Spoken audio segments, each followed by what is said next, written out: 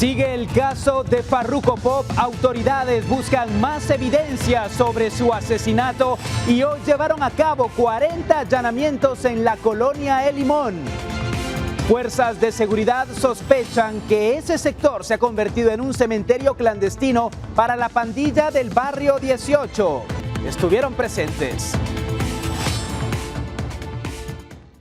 Muy buenas tardes, bienvenidos a Impacto Directo por Guatevisión. Enciende lo bueno, un gusto poder acompañarles. Soy Alexis Ponce, doy la bienvenida a nuestros panelistas que nos acompañan por este lado: Malena Flores, politóloga; Luis Fernando Urbina, comunicador y publicista; Edgar El Cubo Arriola, comediante; y Armando Mendoza, abogado. Dentro de la información, lo que desde muy temprano se ha comentado ampliamente, ha tenido lugar en la colonia El Limón, zona 18. Ahí se efectuaron allanamientos por la muerte de Jorge Sebastián Pop, conocido como Farruko Pop. Las fuerzas combinadas de Policía Nacional Civil y del Ministerio Público también realizan excavaciones en búsqueda de más cadáveres, donde fue encontrado el cantante y creador de contenido.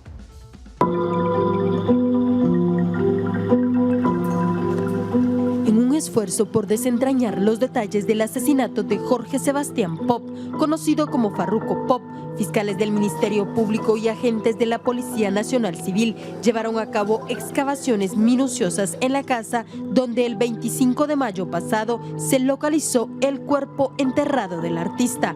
Las diligencias se realizaron en el marco de una operación más amplia que incluyó 40 allanamientos en la colonia El Limón, zona 18 de la ciudad de Guatemala. De manera simultánea se trabaja, investigadores, fiscales del Ministerio Público, compañeros de distintas unidades o comisarías. Se da seguimiento también a hechos contra la vida que se han suscitado en este sector, posiblemente por el tema relacionado al fallecimiento del artista.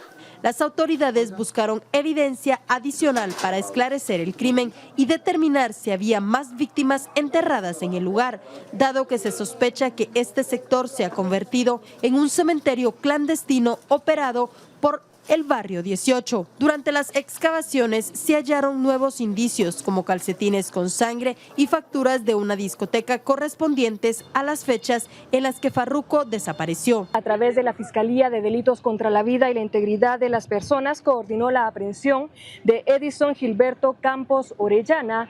En este inmueble en que nos encontramos ubicados en este momento fueron localizadas la cantidad de 130,000 quetzales. Asimismo fue localizada marihuana. Es por eso que se coordina la aprehensión de esta persona. Asimismo, como resultado preliminar de las diligencias de allanamiento, se coordinó la incautación de 10 teléfonos celulares, municiones para arma de fuego, 2 armas de fuego y dinero en efectivo. Asimismo, fue localizada una cadena que aparentemente portaba Sebastián Pop al momento de su desaparición. La Fiscalía cuenta con análisis técnicos, fotogramas, pruebas documentales y científicas, así como pruebas de lofoscopía y análisis telefónicos e intercomunicacionales, con los cuales se logró determinar que en estos inmuebles había estado Sebastián Pop antes de su muerte. Este operativo surge en medio del contexto de la desaparición y asesinato de Farruko Pop 2 meses atrás. Desde ese momento, al menos 5 personas han sido asesinadas, incluyendo al piloto y el dueño de un tuk-tuk, en el que el joven se desplazó el día de su desaparición, además de 3 personas más que fueron localizadas enterradas en viviendas cercanas. El último hallazgo se hizo el 17 de julio, 2 cuerpos enterrados a 7 casas del lugar donde se encontró a Pop. Las investigaciones revelan que la pandilla Barrio 18, a la que se le atribuye el asesinato de Farruko Pop, ha utilizado casas abandonadas como fosas clandestinas para deshacerse de sus víctimas y de aquellos que participaron en el asesinato. Se tiene conocimiento de su participación en el fallecimiento del artista. Según las diferentes líneas de investigación, en algunos de los inmuebles pudieran haber personas que tienen relación con la Mara o la pandilla. Los fiscales trabajan con 2 hipótesis principales. La primera sugiere que Farruko fue asesinado tras haber visto las armas de la pandilla en un evento al que asistió. La segunda implica que pudo haber sido contactado por una mujer con la que podría haber tenido una relación y que su muerte ocurrió durante una fiesta en la que surgieron conflictos. El caso de Farruko Pop ha evidenciado la brutalidad y el alcance de la violencia y pandillas en la zona. Con imágenes de Oscar Vázquez y Luis Machá, reportó Andrea Domínguez. La colonia El Limón, que ha sido en esta jornada allanada por el Ministerio Público y Policía Nacional Civil, las hipótesis que se tienen también alrededor del crimen de Jorge Sebastián Farruko Pop. Cubo Arriola, en este caso, ¿cuál crees que puede ser la hipótesis que cobra más fuerza? ¿Que Farruko Pop vio algo que no debía ver o que tuvo algún vínculo con alguna de las mujeres que forman parte de esta pandilla? Y yo me inclino por la segunda, que tal vez la que se maneja la primera hipótesis de que se relacionó con alguna novia de algún pandillero y molesto bajo efectos de la droga actuaron. Porque si vio las armas, pues no era un patojo que causara mayor problema de peso, ¿verdad? No era un patojo que iba a subir Instagram. Yo creo que es más la primera. Y obviamente uno sabe que si está en un lugar de esos es mejor guardar el teléfono, ¿no? Guardar el teléfono, exactamente. Lo que sí me sorprende es por qué esperar tanto tiempo desde la aparición y volver a hacer un allanamiento después, porque lo que se hubiera aprovechado de encontrar más pistas, más elementos ahí y esperar todo este tiempo que ha transcurrido, si no estoy mal, 2 meses. Sí, del 25 de mayo hasta ahora. Entonces, el factor sorpresa, que es importante. Sí, y por un lado, y el otro es aplaudible lo que están haciendo. Esperemos que el Congreso no comience a interpelar al ministro de Gobernación, que porque es eso, hay que dejarlos que trabajen.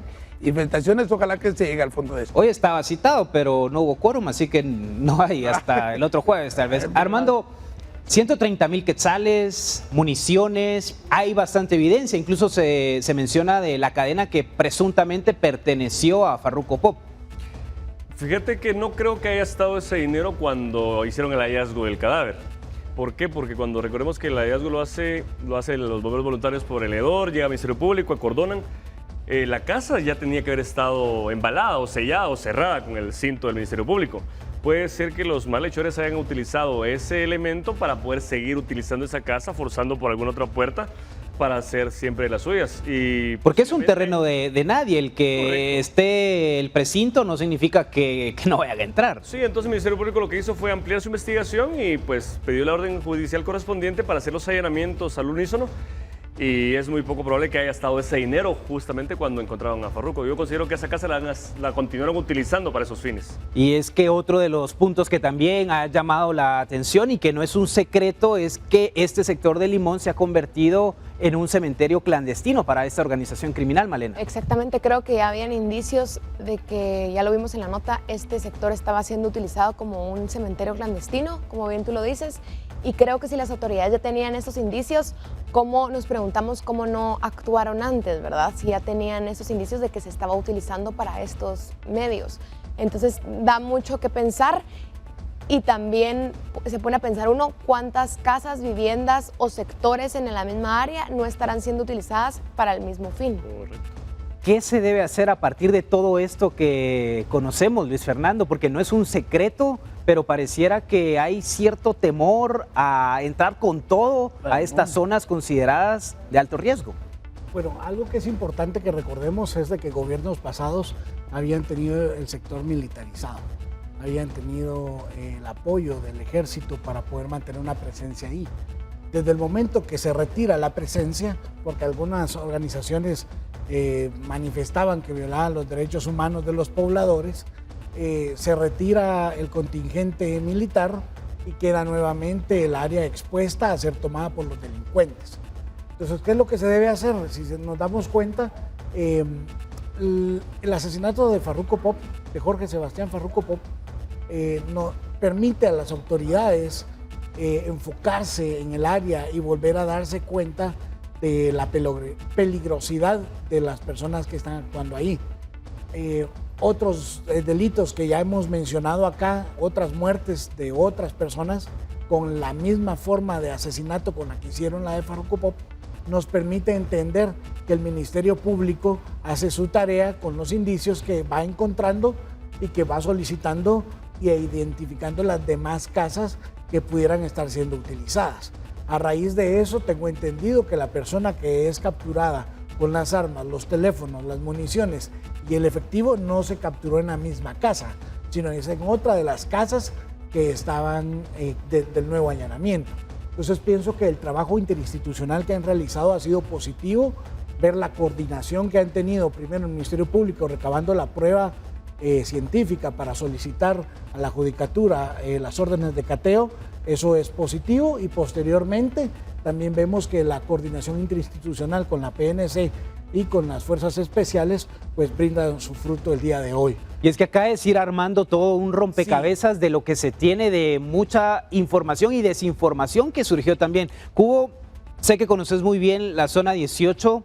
¿En qué momento crees que se perdió el control de El Limón y de otros sectores que son dominados y coordinados por esta estructura? La invasión, recordemos que esta colonia El Limón que está de frente a Santa Elena era unas cuestiones como de las casas del Bambi. Sin embargo, habían algunas áreas verdes que nunca se les dio la atención que eran dadas para escuelas y canchas deportivas, y lo que se convirtieron fue la invasión de los mismos sectores de los vecinos. Eso sucede también en el Paraíso 2 con otra colonia, Santa Paz, donde también se han encontrado casas donde han encontrado cadáveres. Es la proliferación de asentamientos, y muchas veces la misma gente de las colonias se llena de hijos y ahí va que si va a venir a invadir otro, mejor invadamos nosotros, y no hay un control. Para heredar el terreno. De hecho, esos terrenos de Limón donde ahora existe fueron vendidos y mucha gente compró y después fueron sacados bajo amenaza en una mafia. Entonces ahí te puedes dar cuenta quién está detrás de todo esto. Cuidado el que debemos tener, Armando, con la gente con la que nos relacionamos. La inocencia, el desconocimiento de Farruko Pop acá queda en evidencia, y es lo que todos vemos, que él confió en alguien, llegó a un lugar donde jamás tuvo que haber estado. Y pues yo considero que también predominó mucho el abuso de confianza que tuvieron los managers, podemos decir, de este muchacho, porque según dicen en las redes, no le daban a él las regalías que obtenían ellos de todas sus redes sociales. Entonces, según las hipótesis, dice que Farruko tuvo que haberse contratado para poder apoyar a su hermano, digamos, para poderle dar un capital. Cosa que no hubiera sido necesaria si estas personas hubieran tendido la mano al muchacho, si lo iban a apoyar como se debía, dándole mejores prestaciones, considero yo, porque al final de cuentas la cara y figura era él. Los demás solo lo utilizaron tristemente para sus fines espurios, que era el factor económico. Pero sí, la inocencia del muchacho predominó sobre la ignorancia. Y es que hay que tener precisamente toda esa precaución alrededor del tema. ¿Qué hacer para cambiar toda esta percepción negativa que tenemos? El que alguien diga, bueno, vengo de zona 18, y en automático se le estigmatiza porque viene de una zona peligrosa. Sí, creo que ahí es muy complejo porque, como tú mismo lo dices, viene de estigmas, de ideas y de percepciones que la sociedad o que la ciudadanía tiene, ¿verdad? Yo en lo personal creo que no precisamente se perciba, o al menos tal vez yo no lo perciba, que las personas de zona 18 sean malas per se, sino que es un barrio sumamente peligroso, pero a la vez no hay barrios, 100% seguros. Puedes estar en zona 14 y apuñalan a alguien, en zona 10 o escuchas disparos. Entonces creo que también es entender que incluso, no es por hacer una apología a la violencia ni nada, pero incluso esas personas que pertenecen a maras o a movimientos violentos vienen de hogares desestructurados, sin padres de familia, han sido víctimas también. Entonces creo yo que más allá de un enfoque, se tendría que ser un enfoque multidisciplinario en el que se apoye con capacitaciones, con trabajos técnicos, con escuelas para trabajos técnicos, con motivaciones, con recursos para deportes, etc., para que estas personas que habitan en estos lugares puedan sentir que tienen que pueden tener una mejor vida y que pueden acceder a ella. Por supuesto, y acá hablamos también del papel de la sociedad, del Estado como tal, Luis Fernando, de qué estamos haciendo para evitar que los niños, los jóvenes sean seducidos por estas estructuras. ¿Qué les estamos dando nosotros para que no vayan ahí? Pues para empezar nos podemos dar cuenta que la ausencia del Estado en el sector es evidente. Ese es el primer error. No vemos la institucionalidad para empezar la de seguridad. Es más, hablando de la interpelación del ministro hoy, una de las preguntas era cuál era el plan de seguridad que tenía este gobierno. Es una pregunta que no se le pudo hacer, pero si nosotros vemos durante los últimos meses hemos estado viendo incrementos de crímenes donde están participando los jóvenes, hemos visto incrementos de asesinatos, cuerpos que aparecen en las calles. Entonces la pregunta sigue vigente. ¿Qué está haciendo el Estado? ¿Qué presencia tiene? ¿Cuál es su plan de seguridad? Si no lo fue a contestar hoy al Congreso, es importante que veamos acciones concretas en la calle para que se vea que esa percepción de la inseguridad pueda bajar realmente. Porque hoy lo vemos, la violencia es una realidad del guatemalteco hoy en día. Entonces, la primera cosa que tenemos que hacer es la presencia de las instituciones. ¿Qué están haciendo? Por el otro lado, yo quisiera saber cómo están funcionando las escuelas y los institutos en el sector, cómo es que los jóvenes están interactuando dentro de los centros de educación, si las madres y los niños tienen acceso a un sistema de salud.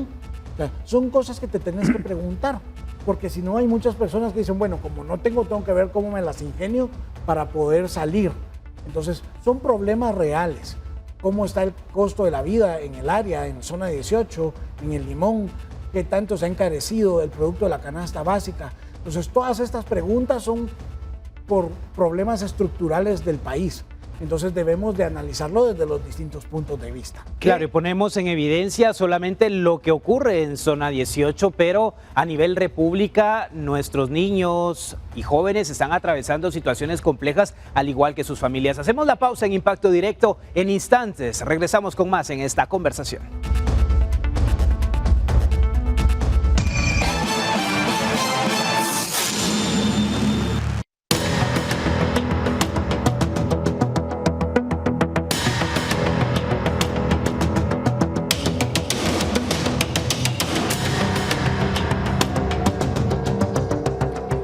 Y es información que trasciende a esta hora. Agentes de la Agencia para el Control de Drogas, DEA, habrían capturado al ex líder del cártel de Sinaloa, Ismael El Mayo Zambada, en El Paso, Texas, según informes de medios internacionales. Los reportes indican que Zambada fue detenido después de una investigación que llevó a los agentes de la DEA hasta su ubicación. Zambada, conocido como el capo de capos del cártel de Sinaloa, fundó la organización junto con Joaquín El Chapo Guzmán, quien actualmente está preso en Estados Unidos por narcotráfico. Medios mexicanos también informan sobre la detención de Joaquín Guzmán López, hijo del Chapo Guzmán, quien cumple cadena perpetua en Estados Unidos tras ser hallado culpable de cargos de narcotráfico. Se ha confirmado que tanto Zambada como Guzmán López están bajo custodia de las autoridades estadounidenses. Otros reportes sugieren que Zambada se habría entregado en un aeropuerto privado del Paso, Texas, cercano a la frontera con México. Zambada enfrenta múltiples acusaciones relacionadas con el narcotráfico y el crimen organizado en Estados Unidos. En febrero pasado, fiscales federales estadounidenses lo acusaron de conspiración para fabricar